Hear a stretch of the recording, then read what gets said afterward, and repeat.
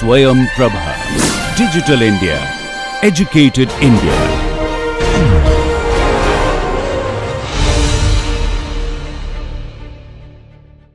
Yeah, that's very good. Okay, see, you have a limited capacity in memory, but you are trying to hit more than the memory capacity.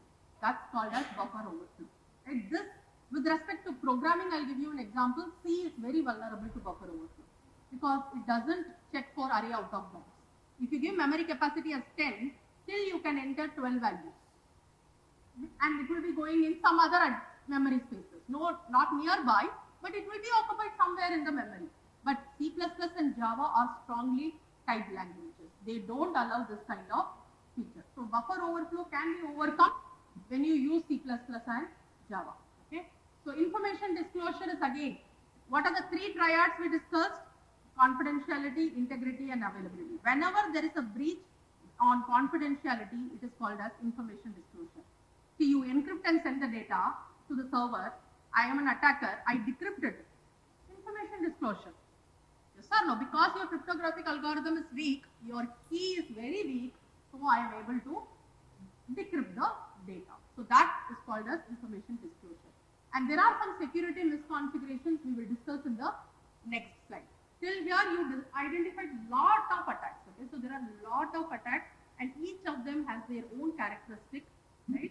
So with the next slide we will. Any doubts till here? See, if you feel that I'm little fast, please let me know. Okay. Yeah. Stop for a break. Okay. Now you know what are attack categories. What is an attack vector? Attack vector means the path taken by which a hacker is going to go and attack the victim. That's called as attack vector. Right? So the definition is get access inside the target system. So that we call it as attack vector.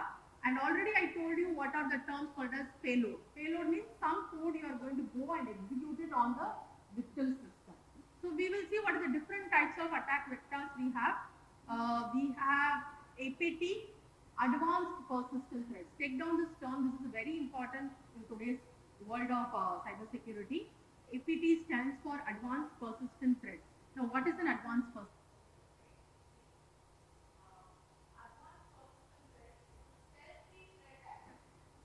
Stealthy is very dangerous. They are very dangerous actors. They will be very, very well mastered on hacking. They know all the ins and outs of hacking. They will try to perform unauthorized access. Like how you would have heard about China is spying on some countries, right? So we can call that as an APT. China is doing some spy on the defense of a particular country, like any country. Okay, so they are actually doing an APT attack. They are very much they have a very good knowledge on performing the attack, right?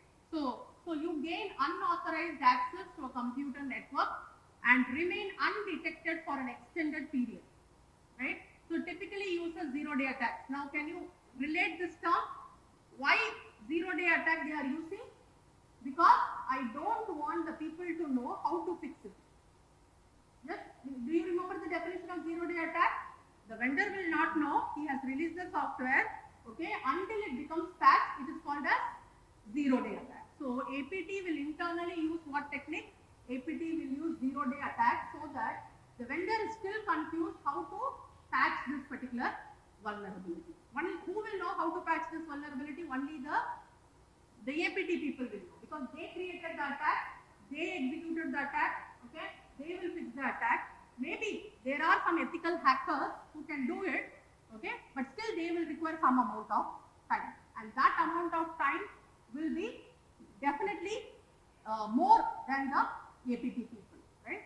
So next, you would have heard about cloud computing, right? Cloud computing means what? You save all your data in the cloud, right? So you can have if there is a flaw in any one particular client application, nowadays you use the Google Drive, the Dropbox to store your data, right, in the cloud. And suppose, what is the guarantee that the data is safe there?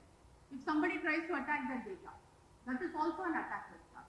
Okay, so the mechanism by which the attack happens is called as attack vector. So attack vector inside a system.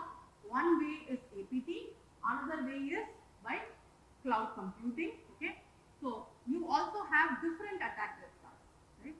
So you know viruses, worms, and malware can also be an attack vector. They go execute and come, do their job, right?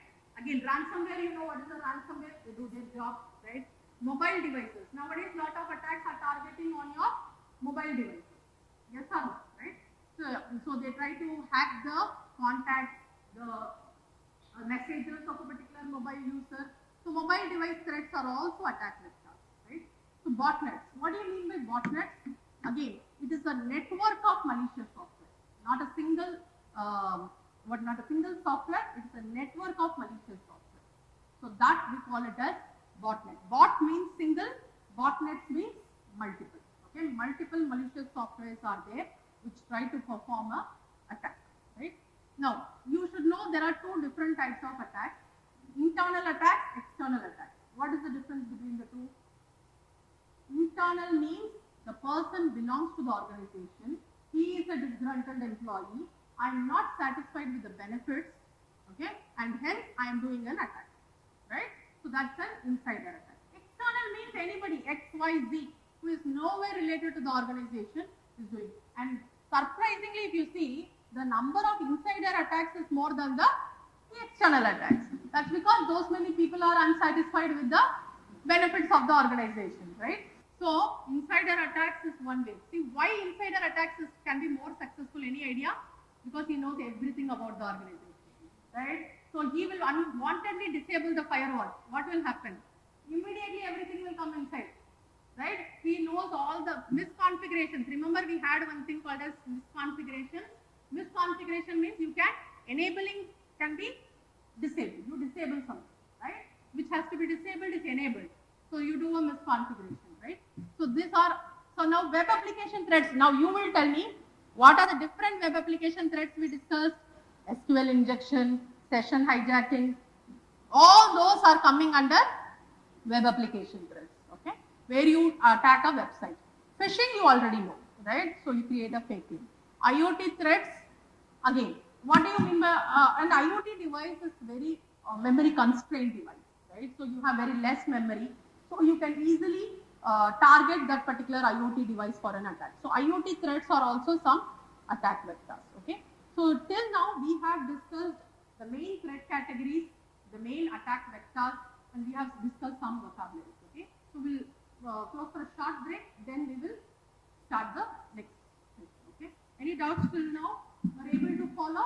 If there is any doubt, okay, you stop me and let me, okay? Hackers, different types of hackers. See, the concept is ethical hacking, right?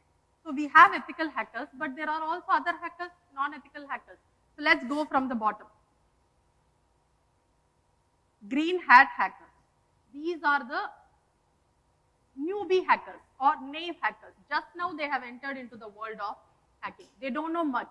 They don't have much knowledge on hacking, right? Those are we term as newbie hackers, and they are not much aware about the consequences. What is going to happen? They are not worried about that. So their skill set is very minimum. We call them as green hat hackers. The next level, as we go from bottom to top, the level will be increased. Okay? The next we have blue hat. We term the hackers based on the hat color, right? So the blue hat hackers, their main intention is to take personal revenge. See, I told, right, insider attacks. You are not happy with some benefits. I will do blue hat hacking. I will take some personal revenge from you, right? So then, and also there are some people who will develop new softwares. They will develop new softwares and test that particular software, and they will try to add in some vulnerability inside that particular software, right? See, you should know about a particular tool called as SolarWinds. This SolarWinds is actually a security monitoring software. You just make a note of this, SIEM. You go and find out the full form of what is SIEM. A popular tool for SIEM in industry is Splunk and SolarWinds. In 2022, there was an attack which happened on this SolarWinds SIEM. It is a software actually, it is a tool. People are using it for security purpose, right? When there was an update which happened in the SolarWinds, some person who worked inside the SolarWinds injected the attack. So what they will think, SolarWinds is actually a security software, but it itself got converted to an anti-security software. So these all will happen. So this will be done by which type of people?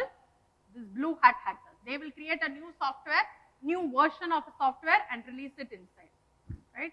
So then you have red hat hackers, hackers who will use the techniques of black hat hackers. Okay, so actually their intentions are going to be noble.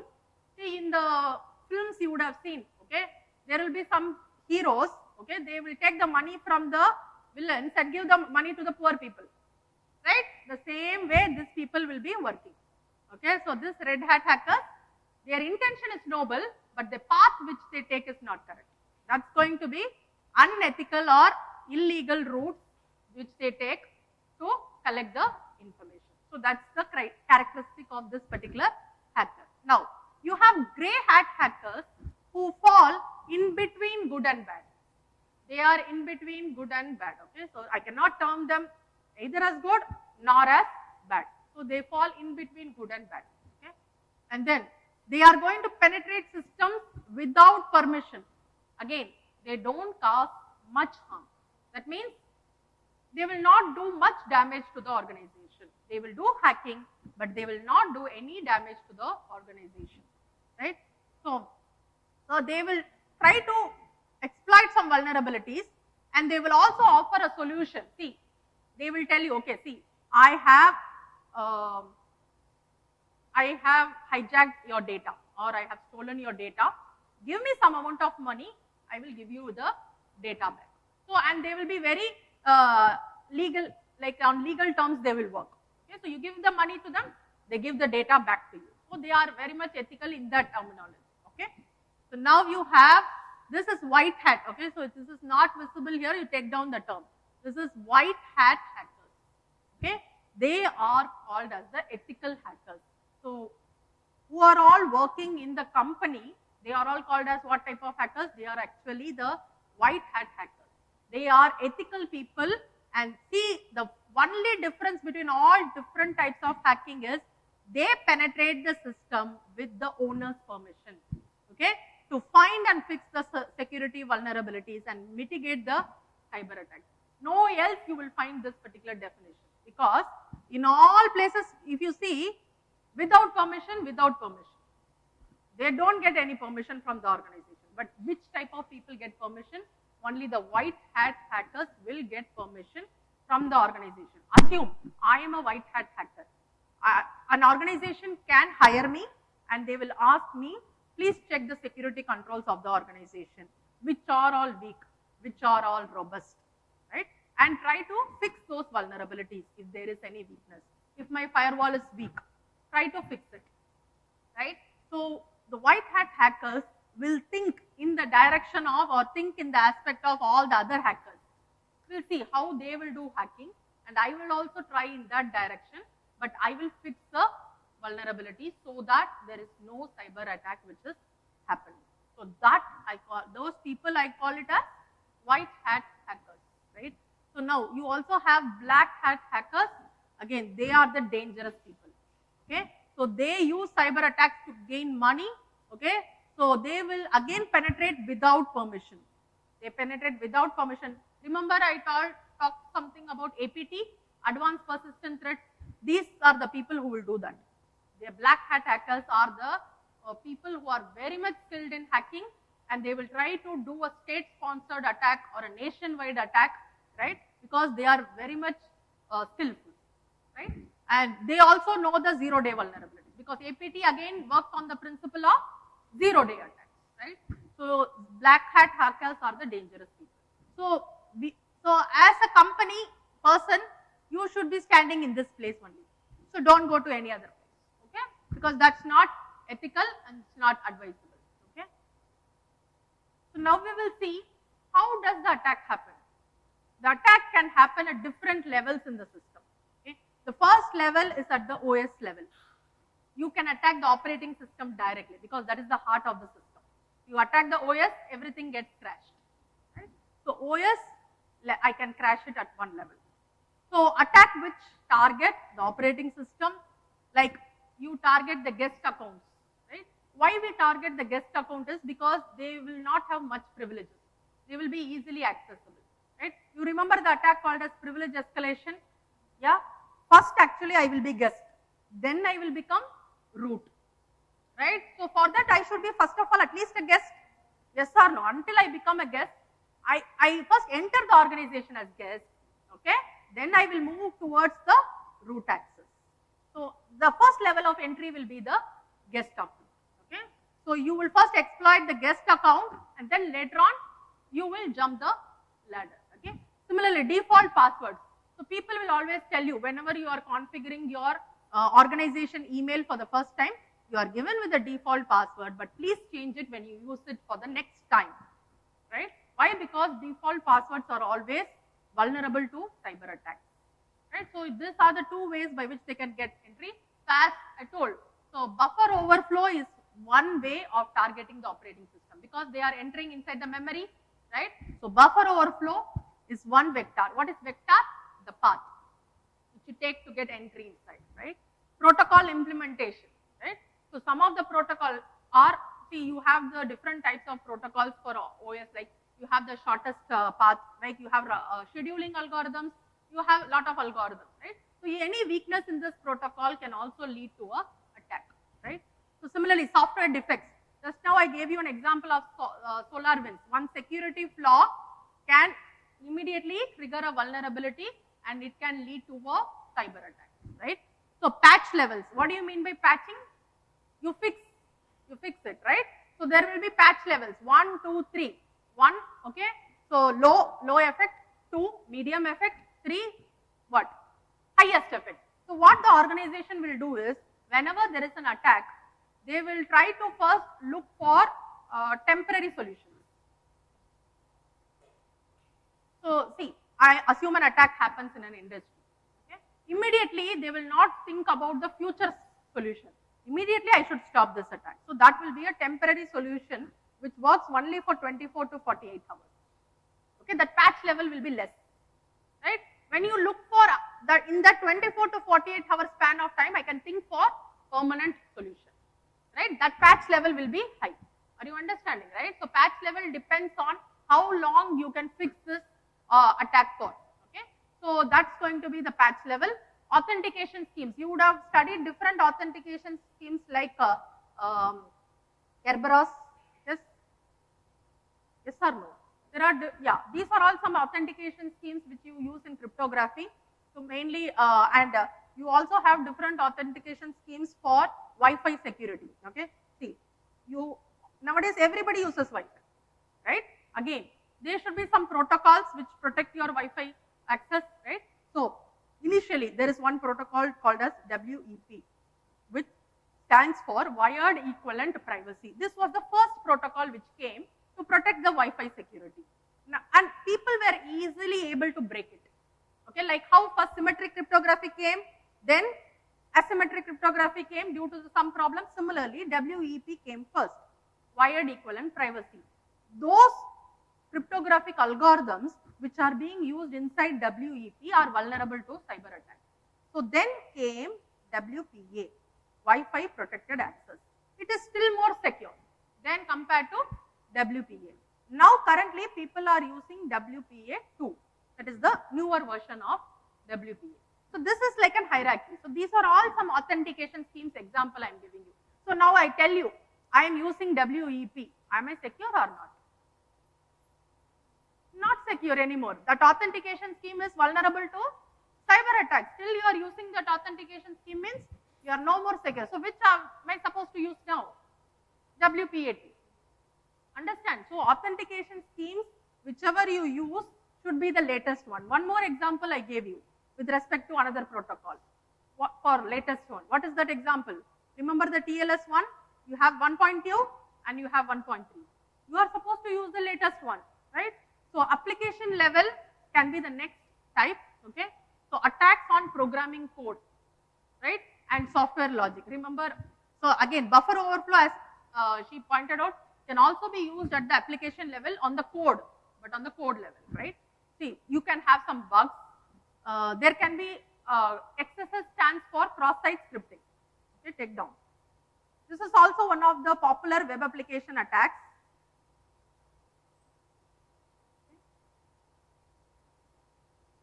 Cross-site scripting.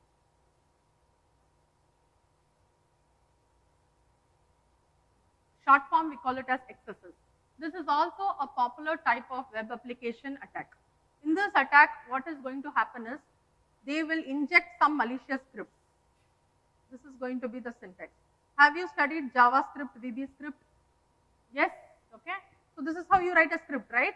So you will write some content inside the script. You will do lot of activities inside. Now, I am generating an alert box.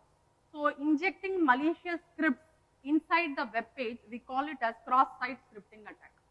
This definition is enough for you. Okay, there are lot of other types of cross-site scripting, but for now, you can take it down as injecting malicious scripts inside your web page, right? DOS, already I have given you the definition. SQL injection, you already know. What is MITM? Man in the middle attack, right? So attack types, they are targeting the operating system, they are targeting the application, right? They are also targeting the misconfiguration. Remember the misconfiguration which we discussed in the earlier slides, right? So what is misconfiguration is, the attacker is going to take advantage of the systems which are misconfigured due to improper configuration, right? So, or default configuration. Now take this example, improper permission of SQL users, access list permit all. What is the problem in this particular statement? You have studied about access list. Access list means how much permissions should be given to different users. You remember the same example, you always remember, the guest user and the root user. The guest user will have different permissions, the root user will have different permissions. Now, if I give this statement, what will happen?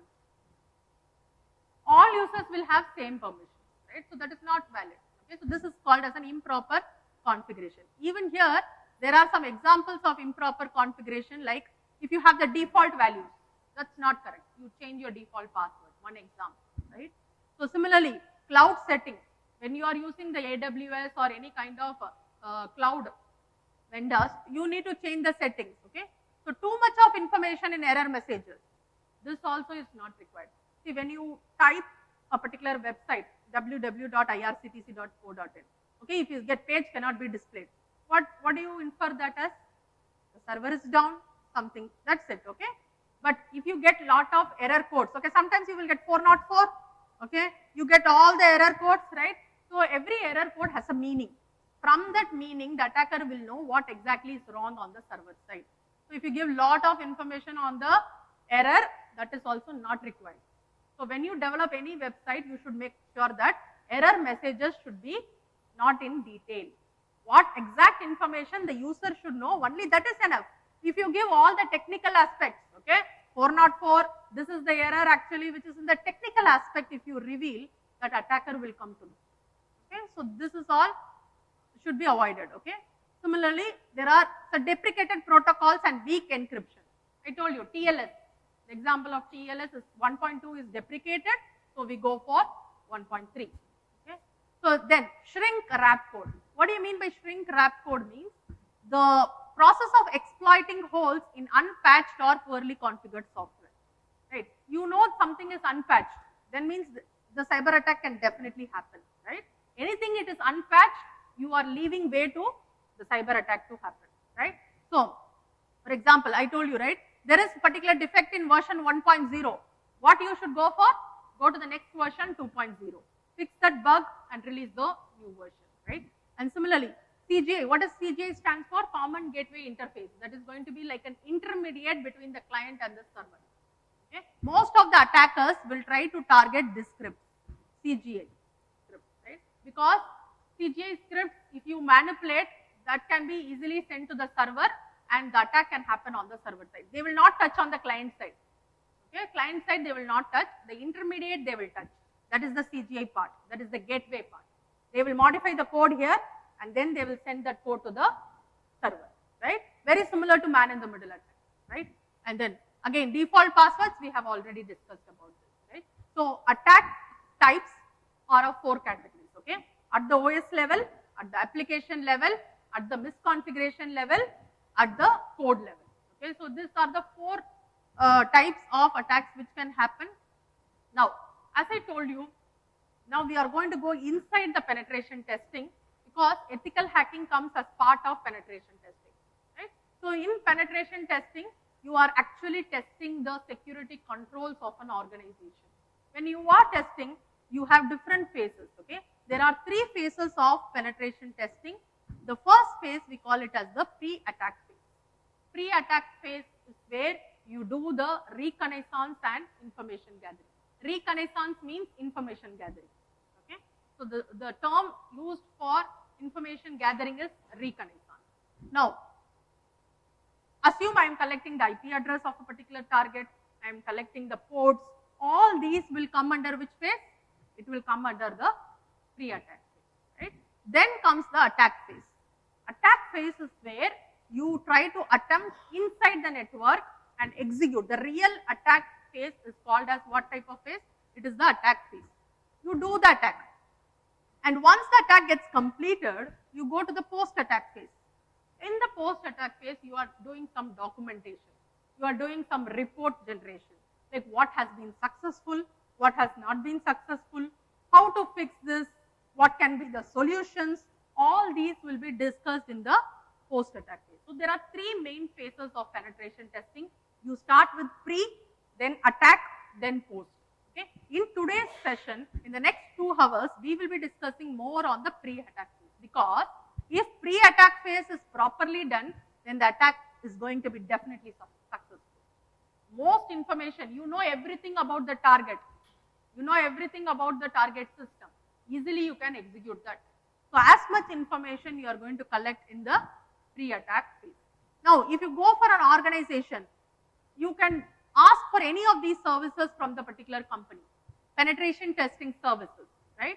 So, see, a lot of attacks, if you see in the cybercrime, are happening in which sector? The financial sector, right? Banking, the financial insurance, all these are some sectors where lot of cyber attacks are happening. So you can go to a particular banking section and ask a particular company to do the penetration testing for a particular bank. Yes, they will do the penetration testing and give you, okay? So they will see what are the frauds which are happening. Again, you go to a company, ask them to do information gathering for a particular X company and give you some details, information gathering.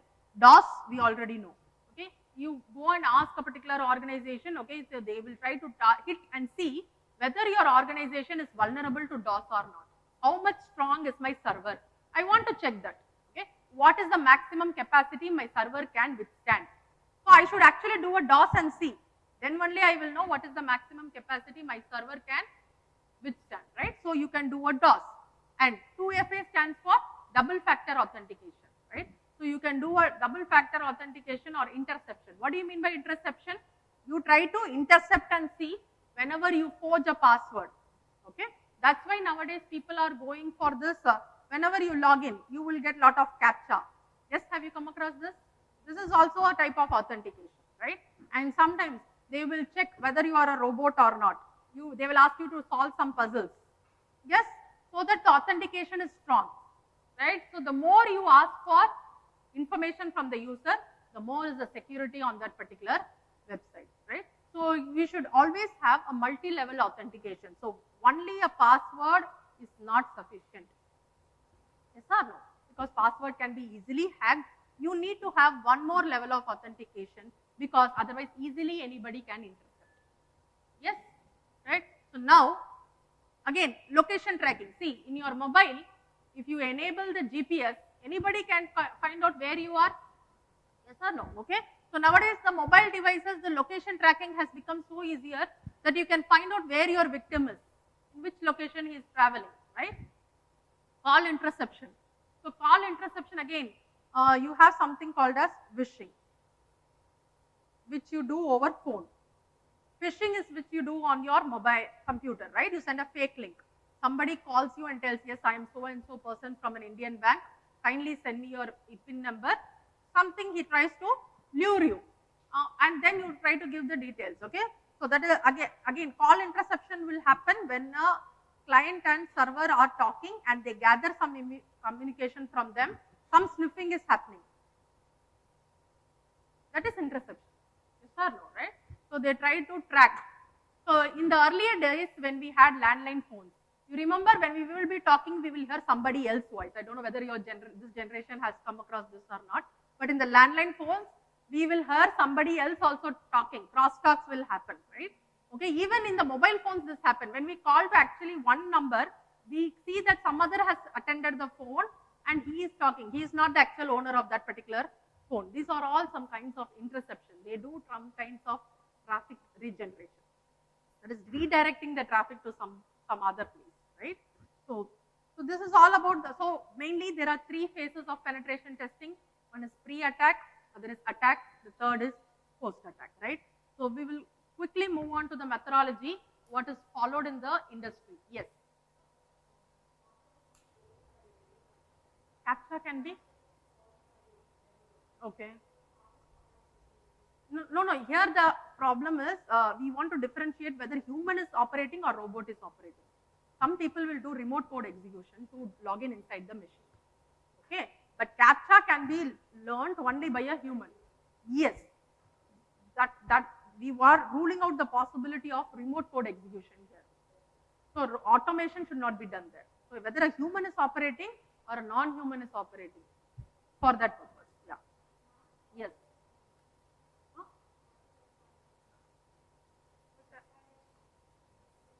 Escalation. I discussed in the, you have to give me the answer now. Privilege escalation you are talking about, right? See, privilege escalation is where, see, first of all, you have a guest user. You have some privileges. I will try to do a brute force entry inside the particular person's login. That's privilege escalation. See, you have lot of tools for that. Okay, what you need to do is, see, for example, assume this is a website.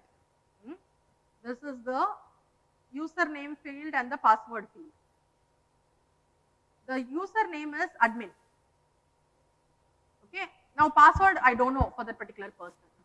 In the background, you will run some tools, okay, with the text file having some 1 lakh passwords. In that 1 lakh password, any combination of password is right means you will be able to log in inside. So you will try to do a privilege escalation. That means from your account, you are actually going inside another account. So that's called as privilege escalation. Got it? Okay. So there, see, you are not the owner of that particular account, but you are going to get the privileges of that particular person. Escalation means moving up. That's all. The actual meaning of escalation is moving up. Yes.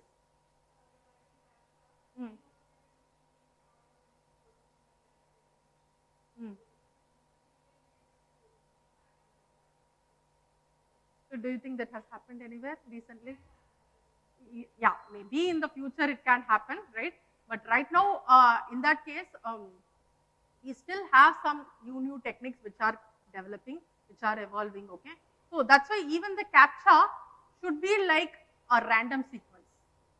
The machine can follow a certain pattern, okay, but it cannot understand the randomness of a particular person. So the more the randomness you give, even the machines cannot able to interpret. Do you think it has happened? Then give me an example. Okay. Okay. Okay.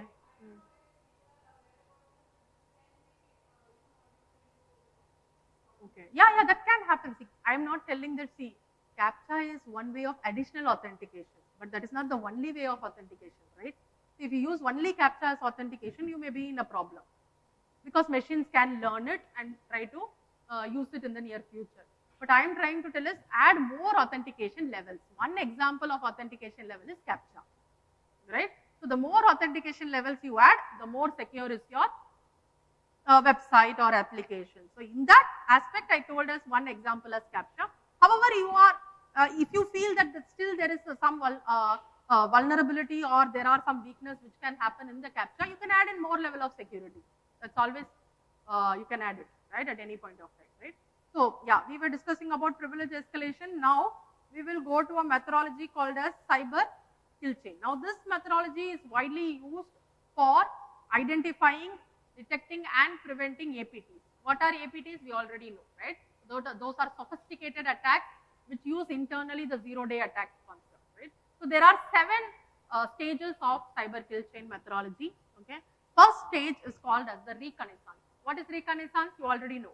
Gathering the information. You gather the information.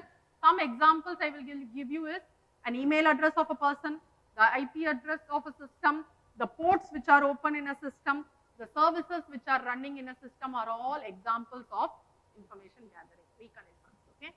And then the second level is called as the weaponization. So, first stage we have the reconnaissance, information gathering. Second stage we have weaponization. Now, what is weaponization is, you are going to deliver a payload or execute a payload on the target victim, right? So, there will be some exploit. Exploit means, see, you are aware about different programming languages. Now, take an example of PHP. Heard about this programming language, right? So, in PHP, there is one particular flaw, if I tell, okay, that we call it as exploit. Through that exploit, I will execute the payload. So, people who are using PHP, if I know that they have used this particular code in their application, I will use that exploit and get inside the application. So, that's called as exploit, right? So you are going to couple the exploit with backdoor into deliverable payload. What is backdoor? You get an unauthorized entry inside your machine. That's called as backdoor, right? So now, third one is going to be delivery, right? How are you going to execute? Remember attack vector, the path which you are going to take.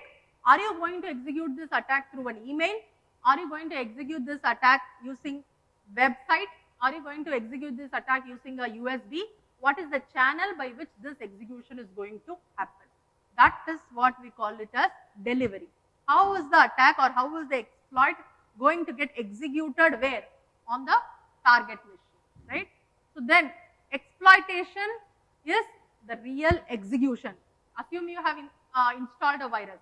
Until the virus executes, the virus is not going to be successful, right? The execution of the virus, we call here it as exploitation. You are executing the code on the target victim. We call it as exploitation, right? So then installation is going to be, right? See, once one virus is successfully executed, you can execute all other softwares on that particular system, right? I can install some kind of, you would have heard about AnyDesk. This is kind of a remote desktop software. Remotely you can access, right? So similarly, some softwares I can install, remotely I will access that system. So all those will happen in the installation phase, right? Then you have the sixth phase called as CNC or C2, command and control. Command and control means now your entire system is under my control because I remotely went inside. Now everything is under my control. I can delete the files, I can copy the files, I can do anything on your system. That we call it as command and control. Okay. So then actions on objectives, right? Now what else you want to do on that particular system? Whether you want to crash the data of that particular system, what is the goal? Why did you come inside this particular machine, right? So that is going to be the objective, whether I am able to achieve this objective or not. So to summarize, you start with reconnaissance, you go to weaponization, you do the delivery, you do the exploitation, you do the installation, you get control on the machine and whether your objective is solved or not. So that's going to be the cyber kill chain methodology, right? So clear on this, right? So now, as I told, ethical hacking, there are 5 stages. This is very similar to the cyber kill chain methodology. I have reduced the 7 phases of cyber kill chain into 5 phases now, right? So reconnaissance, right? You have the scanning. First stage is also called as information gathering. Scanning is for scanning networks. Now, take the example of same SSN, let us have the SSN organization. So, totally how many systems are present in the labs? How many systems are currently up? How many ports in these systems are open? What are those ports? Whether FTP port is open, whether HTTP port is open, whether Telnet port is open. These are some of the ports to send that particular type of traffic, yes or no, right? So, you try to find out, scan and find out the information about a particular network is called as scanning, right? Then gaining access, okay? So, this first two will come in which part of penetration testing? Can you tell me? Pre, very good, okay? Gaining, maintaining, okay, clearing track, these are all the attack phases. Okay? Then comes the documentation. So, gaining access means you get access, command and control, I just told you in the previous cyber kill chain methodology. Now, I am inside the system, I am getting data from that particular victim system, right? Maintaining access, I should not come outside. I am inside the back door, okay? So, I should stay. How they will do is, in your Windows, you would have seen the command prompt, yes? So, usually what people will do using Kali Linux is, they will try to get an unauthorized entry inside that particular target system through the shell prompt, this command prompt, okay? So, they will go to the particular IP address, for example, 192.168, okay, 51.102. This is the IP address of the target victim. So, they will try to get inside and then see all the files, change the directories, copy the files, okay. So, they will go inside certain directories. Okay, so, for example, dir1 is the directory which I want to change, okay. Then I will give ls command, I will see all the files which are present inside the directory, okay. And then I will copy a particular file. All this I will do in the prompt of that particular my machine. Now, if I am suddenly coming out of the prompt means I am not maintaining access. Until I am inside the prompt, I will be able to do all the operations, okay. When you give exit, then only you are coming outside that particular machine. Yes or no? Till that you are maintaining the access inside the machine, right. So, then you clear the track. Clear the track means there should be no history of what you have done before. Nobody should identify that what you have done. That is why people in the industry, they will maintain logs. Heard about this? Yes, right? So, they try to check what all operations have been done in the past 1 hour by an administrator or by any user, they will maintain the logs. If you have logs, you can easily identify what are the malicious operations which has been done by the attacker. Remember, I told you a tool called as Splunk and SolarWinds. These tools can do the log capturing activity for you. So, industries will use these tools to monitor, to create the logs and to monitor the logs. Any abnormal event, they can identify using those tools, okay. And automatically an email will go to the project manager telling that so and so event has happened. This is an abnormal event. If somebody is trying to get an unauthorized access, automatically an email will go. So, we have 24/7 monitoring tools. No more it is going to be manual, we have automated tools which can do the log generation activity and find out if somebody is doing this. Is all unauthorized access, yes or no? So, somebody can monitor, a tool will monitor and give you the result, right. So, these are the 5 stages of ethical hacking. Now, we will go today, we will focus on the first 2 phases because reconnaissance and footprinting and the scanning, that is the main focus of today's session, right. So, reconnaissance and footprinting, it is mainly used to gather information about a target, right. So, there are 2 types of footprinting, one we call it as passive, another is called as active, right. Passive means I collect some information about you without your knowledge, that is called as passive. I collect some information about you with your knowledge, that is active, right. So, means that you are you have a website. Let me tell you this question, you identify whether what type of footprinting is. I go to the website of a particular company, collect some information. What type of footprinting is this? This is passive because it is your website. Anybody can go, anybody can collect the information. It need not be the target knows this form, who is the person who has visited this website and collected the information, right? Now, assume that I am sending a social message in some social media platform and asking you to reply. So that is kind of active footprinting, right? You collect some information. In fact, any of the tools you use is an example of active footprinting, because all the tools internally will send a packet to the target and then collect the information.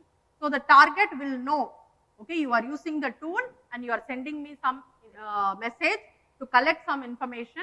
That will be an example of active reconnaissance. So just remember the two types of reconnaissance: passive, without the knowledge of the target; active, with the knowledge of the target, right? We will see some examples. So without establishing the contact between you and the pen tester and the target, right? So reaching out and touching the target. So just now I gave you an example. Social engineering. In social media, we try to contact the people, collect lot of information. Right now, where he is he away from his office or home, and collect lot of information. That is an example of active reconnaissance, right? So now we have lot of tools to do this footprinting, right? See, Nmap, I think you had one session on Nmap, or you have one session in the coming days, okay? See, Nmap, very important tool. You try to download and keep it ready. It is available free for all the operating systems. You go to the official website of nmap.org. This is a very popular tool used for scanning. So Nmap you can download and keep it. This will do lot of footprinting, mainly with respect to port scanning for you. Okay. So there are other tools also: SAMSPADE, Traceroute, NeoTrace. It is enough if you, and there is also another tool called as NSLookup. It is enough if you try, if you download and keep this tool ready. I will give you some introduction on Nmap today. Later on, you will download and you will try to practice it in the Nmap tool.